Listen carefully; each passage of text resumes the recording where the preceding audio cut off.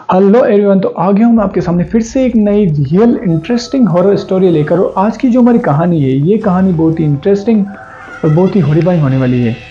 ये आप लोगों को सोचने पर मजबूर कर देगी कि वास्तव में क्या ये सब चीज़ें एग्जिस्ट करती है, क्या ये सब चीज़ें होती हैं। आप लोगों ने मांगलिक दोष के बारे में सुना होगा। एक ऐसा दोष होता है, ऐसा कहा जाता है कि अगर ये जो दोष है ये किसी की कुंडली में होता है, चाहे वो लड़का हो या लड़की, तो उसकी शादी में कुछ प्रॉब्लम्स क्रिएट होती है। इसकी कुछ पूजा वगैरह करवानी पड़ती है और जब ये दोष खत्म हो जाता है उसके बाद ही आपकी शादी में जो रुकावटें आ रही है वो ख़त्म हो पाती है। कुछ लोग ये भी मानते हैं कि अगर मांगलिक दोष किसी की कुंडली में होता है तो आगे वाले की कुंडली में भी मांगलिक दोष होना चाहिए, तभी आपकी शादी उससे हो पाएगी।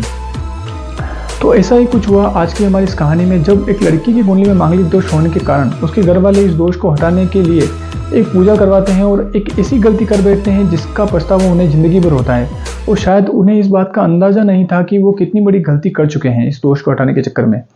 तो क्या है आज की हमारी कहानी, बढ़ते हैं कहानी में थोड़ा आगे। ये जो कहानी है, ये कहानी मैंने कहीं पढ़ी है। उस लड़के का नाम हम निशा रख लेते हैं ताकि इस कहानी को समझने में हमें थोड़ी आसानी हो। तो ये जो इंसिडेंट हुआ था, ये निशा नाम की एक लड़की के साथ में हुआ था। निशा का जो कॉलेज था वो कंप्लीट हो चुका था और उसके जो घर वाले थे उसकी शादी के लिए लड़का देख रहे थे। पर निशा जो थी वह एक लड़के से प्यार करती थी। तकरीबन 3 या 4 साल का रिलेशनशिप था उनका। और अब जब उनका कॉलेज वगैरह कंप्लीट हो चुका था, जब उसके घर वाले भी शादी के लिए लड़का देख रहे थे, तो निशा हिम्मत करके अपने घर वालों को अपने बॉयफ्रेंड के बारे में बता देती है और उसके घर वाले उसके साथ में उसकी शादी के लिए राज़ी हो जाते हैं। ऐसा ही लड़का भी अपने घर वालों को बता देता है और जो उसके लड़के के घर वाले होते हैं वो भी इन दोनों की शादी के लिए राज़ी हो जाते हैं। पर प्रॉब्लम ये थी कि जब इन दोनों की कुंडली मैच की जाती है तो ये देखा जाता है कि जो लड़की की कुंडली है उसके अंदर एक मांगलिक दोष जो लगा हुआ है, जैसे मांगलिक दोष लगा हुआ होता है, तो उसकी वजह से उसकी शादी में रुकावट आएगी। पर ये बात लड़की वाले लड़कों वालों को नहीं बताते हैं और उनसे छिपा के रखते हैं कि हमारी बेटी की जो कुंडली थी उसके अंदर मांगलिक दोष है और इसकी शादी होने में थोड़ी रुकावट आएगी। क्योंकि अगर ये उस लड़के वाले के घर को ये सब बात बताते हैं तो शायद जो लड़के वाले हैं वो शादी के लिए मना कर देते हैं। तो इस डर से लड़की के जो घर वाले थे, जो निशा के जो घर वाले थे, वह अपनी बेटी की कुंडली में मांगलिक दोष की जो बारे में है वो लड़के वालों को नहीं बताते हैं। और वह इस दोष की पूजा करवाने के लिए, इस दोष को ख़त्म करवाने के लिए अपने फैमिली जो पंडित होते हैं उनसे कंसल्ट करते हैं कि हम इस दोष को कैसे ख़त्म कर पाएंगे या इसके लिए क्या पूजा करवानी पड़ेगी। जब निशा के घर वाले उनके फैमिली पंडित के पास जाते हैं तो वो उसे बताते हैं कि इस दोष को ख़त्म करने के लिए इसकी पहले कहीं और शादी करवानी पड़ेगी। मतलब इसकी शादी एक पेड़ से करवानी पड़ेगी। और उस पेड़ जो पेड़ था वो जंगल के एक एरिया में एक पेड़ था जो तकरीबन 150 या 200 साल पुराना पेड़ था। और बरगद का वो पेड़ था। और जो उसके पंडित होते हैं वो बोलते हैं कि एक बार इसकी शादी उस पेड़ से हो गई और ये शादी जो होगी ये बिल्कुल विधिवत होगी, जैसे कि शादी होती है उसमें मेहंदी वगैरह लगाना और जो दुल्हन की ड्रेस वगैरह पहन के पूरा एक जो प्रॉपर जो शादी होती है वैसी इसकी शादी पहले करवानी पड़ेगी। इससे जो इसका मांगलिक दोष है वो खत्म हो जाता है और उसके बाद ये आसानी से शादी कर पाएगी और उसकी शादी में कोई भी प्रॉब्लम क्रिएट नहीं होगी। ये सब सुनकर निशा के घर वाले खुश हो जाते हैं और अपनी बेटी का एक बार उस पेड़ के साथ में शादी करवाने के लिए तैयार हो जाते हैं। अब निशा की जो फैमिली थी, जैसा उन पंडित जी ने टाइम दिया था कि रात के समय में इसकी शादी उस पेड़ से करवाएंगे और इस पेड़ से शादी करवाने के बाद ही इसका मांगलिक दोष खत्म हो जाएगा। जैसा कि उसके पंडित जी ने उसे बताया था, निशा के घर वाले सारी तैयारी कर लेते हैं और निशा एक दुल्हन के जोड़े में उस पेड़ से शादी करने के लिए वहाँ पर पहुँच जाती है। तकरीबन रात की 11-12 बजे का वो समय था और निशा अपने घर वालों के साथ में, जो उसके माता पिता थे, उसके साथ में उस पेड़ के पास जाती है और पंडित जी भी वहाँ पर रात में आ जाते हैं और सारा हवन वगैरह करवा के एक बिल्कुल प्रॉपर शादी की तरह उस पेड़ के साथ में उसकी शादी करवा देते हैं। पर जब ये सब इंसिडेंट हो रहा था, मतलब जब उसकी शादी के जो फेरे वगैरह लग रहे थे, तो वहाँ पर का जो एटमॉस्फेयर, वहाँ का जो माहौल था, वहाँ पे जो टेम्परेचर था वो एकदम डाउन हो जाता है और वहाँ पर जोर जोर से हवाएं चलने लग जाती है और बारिश का माहौल एकदम बन जाता है। ये सब देखकर एक बार उसकी फैमिली वाले घबरा जाते हैं कि पंडित जी ये सब क्या हो रहा है। तो पंडित जी मौसम का हवाला देकर ये बोलते हैं कि मौसम वगैरह चेंज हो रहा है, ऐसा कुछ नहीं है, इसकी शादी होने के बाद सब कुछ नॉर्मल हो जाएगा, तो एक बार इसकी शादी शांति से होने दीजिए। उसके घर वाले भी उस टाइम कुछ बोलते नहीं है और फाइनली उसकी जो शादी होती है उस पेड़ के साथ में हो जाती है। अब निशा के जो घर वाले थे उनके मन में ये भी डर होता है कि ये जो शादी है ये हम रात के अंधेरे में इसलिए करवाते हैं वो, क्योंकि उनको ये भी डर था कि कोई इसके बारे में लड़के वालों की फैमिली को ना बता दे कि इस लड़की की कुंडली में मांगलिक दोष है और रात में ये ऐसी एक्टिविटी, ऐसी शादी वगैरह इन्होंने करवाई, इससे शायद लड़की का रिश्ता टूट जाए। जो निशा के घर वाले थे वो निश्चित हो चुके थे कि उनकी बेटी के कुंडली में जो दोष है वो उस पेड़ के साथ में शादी करने के बाद वो दोष खत्म हो चुका है। अब जो निशा की शादी थी वो तकरीबन 1 महीने बाद थी। उसकी जो शादी थी वो आराम से हो जाती है, उसकी शादी में ऐसा कोई सीन क्रिएट नहीं होता और आराम से उसकी शादी निपट जाती है। पर जो असली मामला था वह स्टार्ट होने वाला था निशा की शादी के बाद। जब निशा की शादी कंप्लीट हो चुकी होती है, तब जब फर्स्ट नाइट निशा की होती है, तब निशा अपने बेड पर बैठी हुई थी आराम से, और उसका जो पति होता है वह उस रूम के अंदर एंटर होता है। और वह जैसे ही निशा के पास में आके बैठता है,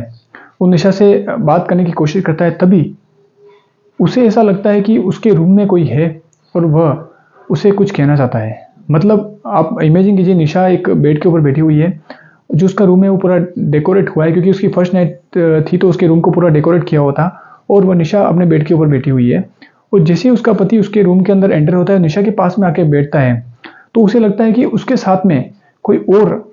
भी उसके साथ में उसके साथ में ही उसके रूम के अंदर आके उसके पास में खड़ा हो गया है। निशा का जो हस्बैंड था, निशा का जो पति था, वो आसपास चारों तरफ देखता है पर उसे ऐसी कोई चीज़ दिखाई नहीं देती। अब वो जैसे ही निशा को हाथ उसका जो घूंघट होता है निशा का, उसको उठाने के लिए अपने हाथ को आगे करता है,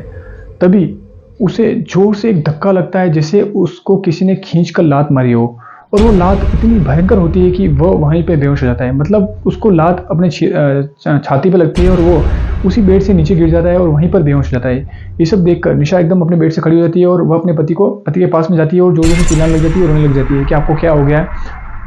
और वो वहीं पर बेहोश हो जाता है। ये सब देखकर निशा के जो ससुराल वाले हैं वो सब वहाँ पर रूम के अंदर आते हैं और अपने बेटे को उठा कर ले जाकर बाहर हॉल में बैठा देते हैं और उससे पूछने की कोशिश करते हैं कि तेरे साथ में हुआ क्या। तो वो बताता है कि जैसे मैं निशा के पास में गया था तो मुझे ऐसा लगा कि किसी ने मुझे खींचकर मेरी छाती पर लात मारी है। ये होने के बाद जब भी निशा का जो पति है वह अपनी वाइफ के क्लोज होने की कोशिश करता, यानी जब भी वो उसे टच करने की कोशिश करता या फिर उसके पास में जाने की कोशिश करता, तो उसके साथ में यही इंसिडेंट होने लगे। यानी जब भी वो अपने बीवी के पास में जाता है, शायद कभी कभी वो उसकी मांग भरने की कोशिश करता या फिर उसको हाथ लगाने की भी कोशिश करता, तो उसके साथ में ये इंसिडेंट होता, या तो उसे जोर से थप्पड़ पड़ती या फिर उसे कोई लात मारता। ये सब देखकर वो थोड़ा अजीब सा फील करता है, उसे लगता है कि शायद कोई ऐसी चीज़ है जो मुझे इसके करीब नहीं जाने दे रही है। पर वो सब इन सब चीज़ों को इग्नोर करता है। वह सोचता है कि नई शादी हुई है हमारी, शायद इतने टाइम का हमारा रिलेशनशिप था और हमारी नई शादी है, तो जो निशा है वो थोड़ा स्ट्रेस में है, या फिर मुझे ऐसा भ्रम हो रहा है कि मुझे इसके पास में कोई जाने नहीं दे रहा। तकरीबन 5 या 6 दिन बीत जाने के बाद जब भी वह अपनी वाइफ के पास जाने की कोशिश करता, उसके साथ में ये इंसिडेंट होने लग गया। एक रात की बात है, जब निशा का पति अपनी जॉब खत्म करके वापस जब अपने घर पे आता है और अपने रूम के अंदर आता है, तो वो देखता है कि निशा जो है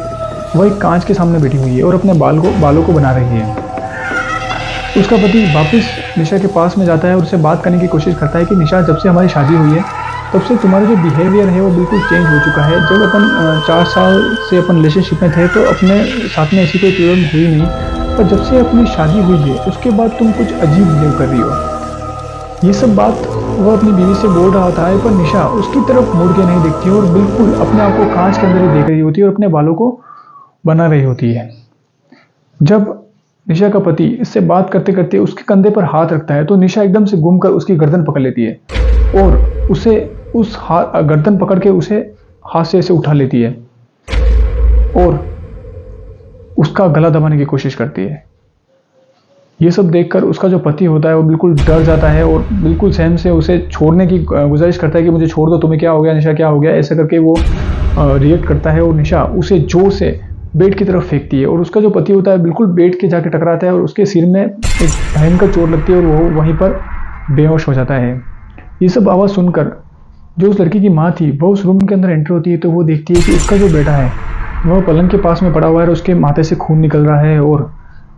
उसकी जो वाइफ है, जो निशा है, वह उसके पास में खड़ी हुई है, जोर जोर से हंस रही है और अभी भी अपने बालों को सहला रही है, अपने बालों को बना रही है। ये सब देखकर उसकी माँ समझ जाती है कि हम जिसे बहू बना के लाए हैं वह किसी की आत्मा उसके साथ में है या कोई शैतानी रूह इसके साथ में है जो ये सब कर रही है। अब उसकी माँ अपने बेटे को हॉस्पिटल लेके जाती है, उसकी पट्टी वगैरह करवा के, उसके सिर में जो चोट लगी थी उसका पूरा इलाज करवा के वापस अपने बेटे को घर पे लेके आती है और उसे ये कहती है कि मैं जब तेरे रूम के अंदर एंटर हुई थी तो मैंने ये देखा कि जो अपनी जो बहू है, जो निशा तू शादी करके लेके आया है, इस लड़की के अंदर कुछ प्रॉब्लम है। मतलब जब से ये आई है तब से अजीब सा बिहेव कर रही है। जब मैंने भी इससे बात करने की कोशिश करी तब ये कुछ अजीब बिहेव कर रही है। तो जो उसका बेटा होता है वो भी बताता है कि हाँ माँ, जब भी मैं इसके पास में जाने की कोशिश करता हूँ, पहले ऐसी नहीं थी, पर शादी के बाद इसके अंदर कुछ बदलाव आए हैं। जब मैं इसके पास जाने की कोशिश करता हूँ, ये अजीबोगरीब आवाज़ में हंसती है, अजीबोगरीब बातें करती है और मुझे ऐसा लगता है कि कोई मुझे मारने की कोशिश कर रहा है।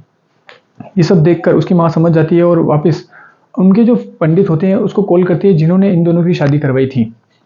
उस पंडित को जब घर के अंदर बुलाया जाता है तो पंडित जी घर के दहलीज के अंदर आते ये समझ जाते हैं कि इस घर के अंदर कोई रूह है। तो उसके जो पंडित जी होते हैं वो उस घर के अंदर नहीं आते हैं और बाहर के उनका जो गार्डन होता है वहाँ पर बैठकर वहीं पर बैठ जाते हैं और बोलते हैं कि मैं घर के अंदर नहीं आऊँगा, क्योंकि तुम्हारे घर के अंदर कुछ नेगेटिव एनर्जी है जो आ चुकी है और उस कारण मैं तुम्हारे घर का पानी तक नहीं पीऊँगा और मैं अभी तुम्हारे घर के बाहर ही रहूँगा। और वो सब बताते हैं कि इसके लिए एक पूजा करवानी पड़ेगी, शायद तुम एक बार इनके जो लड़की है इसके घर वालों से बात करो कि उन्होंने कुछ ऐसा किया है कि ये जो प्रॉब्लम है वो उसके साथ में शादी से पहले हो रही थी या फिर शादी के बाद में ये सब प्रॉब्लम होने लगी। अब निशा का जो हस्बैंड था वह अपने जो उसके निशा के जो फादर थे उसको कॉल लगाता है और उसे पूरी बात बताता है कि शादी के बाद निशा ये सब हरकतें करने लग गई है और उसके साथ में कुछ ऐसा हुआ है क्या। तो उसके घर वाले बताते हैं कि हाँ बेटा, इसकी कुंडली में मांगलिक दोष था और हमने अब हमारे पंडित जी के कहने पर उसकी कुछ वहाँ पर पूजा वगैरह करवाई थी। ये सब सुनकर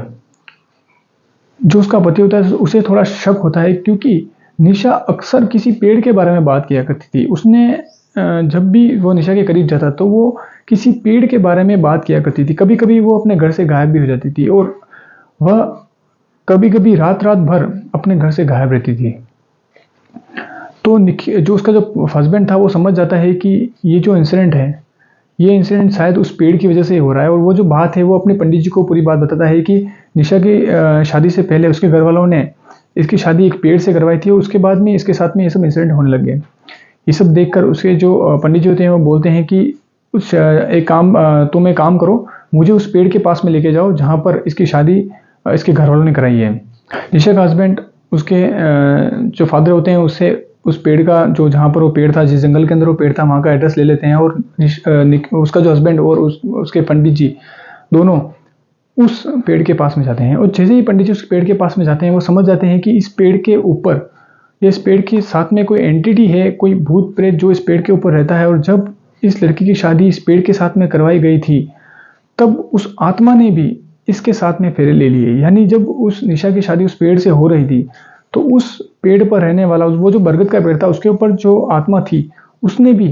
उस लड़की के साथ में फेरे ले लिए। यानी अब देखा जाए तो वो जो आत्मा है वह इसका पति बन चुका है और वही इसे परेशान कर रहा है और वो किसी भी अब ये नहीं चाहता कि कोई भी इसके पास में आए और शायद वो इसे लेके भी चला जाए। ये सब बातें हैं। ये सब बात निशा के पति को वो पंडित जी बताते हैं कि जब इसकी शादी वहाँ पर करवाई गई तो उस आत्मा ने भी इसके साथ में फेरे ले लिए। ये सब सुनकर उसका पति शौक हो जाता है और यही सोचता है कि एक दोष को हटाने के चक्कर में उसके घर वालों ने कितनी बड़ी मुसीबत ले ली और कितना बड़ा काम कर दिया है, जिसका पछतावा शायद इन दोनों में से किसी को एक को अपनी जान देकर चुकाना पड़ेगा। ये सब जब उसके हस्बैंड को पंडित जी बताते हैं कि जब इसके माँ बाप इसका मांगलिक दोष हटाने के लिए इसको उस पेड़ के साथ में विवाह कर रहे थे, इस पेड़ के साथ में शादी कर रहे थे, तो वहाँ पर जो आत्मा थी जो उस पेड़ के पास पेड़ के ऊपर रहती थी उसने भी इसके साथ में फेरे ले लिए हैं। ये सब सुनकर उसका पति बिल्कुल घबरा जाता है और बोलता है कि पंडित जी इसका कोई इलाज वगैरह है क्या, अब हम क्या कर सकते हैं इसकी जान बचाने के लिए। तो पंडित जी बोलते हैं कि तुम्हें घबराने की कोई ज़रूरत नहीं है, मैं मेरे जो बड़े पंडित जी हैं उनसे बात करता हूँ और इसकी पूजा हम सब 4-5 पंडित मिलकर उस पेड़ के वहाँ पर पूजा करेंगे और तकरीबन रात की पूजा होगी और इसमें शायद जान जाने का रिस्क है, या तो इसमें तुम्हारी पत्नी की जान चली जाएगी या फिर तुम्हारी जान चली जाएगी। तुम अगर ये रिस्क लेने के लिए तैयार हो तो तुम रात को 12 बजे जिस समय उसकी शादी हुई थी उसी समय रात में तुम अपनी पत्नी को लेकर उसी पेड़ के पास में आ जाना और मैं भी हमारे जो पंडित हैं उन सबको लेकर वहाँ पर आ जाऊँगा और उसकी प्रॉपर पूजा करवाएंगे। शायद इससे वो जो आत्मा है वो इसका पीछा छोड़ दें। जैसे उसके हस्बैंड को उसके पंडित जी बताते हैं, निशा का पति निशा को लेकर रात में उसी पेड़ के पास पहुँचता है और पंडित जी भी वहाँ पर पहुँचते हैं। जब ये सब प्रोसेस हो रहा होता है, जब वहाँ पर जो तंत्र क्रियाएं वो जो करते हैं पंडित वगैरह, जब जो भी करते हैं उस आत्मा को छुटकारा करने के लिए, तो आत्मा जो उस लड़की के अंदर थी वह उस लड़की को मारने की कोशिश कर रही थी ताकि वह उसकी आत्मा को साथ में ले जा सके। वो कितनी बार उस पंडित जी से बचने के लिए, उस मंत्रों से बचने के लिए उस पेड़ पे चढ़ जाती और वहाँ से उसने 2-3 बार छलांग भी लगा दी। इस चक्कर में वो जो लड़की थी, जो निशा थी, उसका हाथ पैर भी फ्रैक्चर हो जाता है, पैर वगैरह भी उसका टूट जाता है। और ये सब प्रोसेस तकरीबन रात को 2 बजे तक चलता है। 4-5 घंटे तक वो जो पंडित और उनके साथ में जो भी पंडित वगैरह आए थे, वो एक प्रॉपर क्रिया करते हैं और उस आत्मा को उस लड़की के शरीर से निकाल लेते हैं। तो ये एक छोटा सा इंसिडेंट है जो मैंने कहीं पढ़ा था, जो मैंने आप लोगों के साथ में शेयर किया। तो कभी कभी हम जीवन में किसी चीज़ को सही करने के चक्कर में कुछ ऐसा काम कर लेते हैं, कुछ ऐसा गलत काम कर लेते हैं जिसका पछतावा हमें ज़िंदगी भर रहता है। आपकी कुंडली में दोष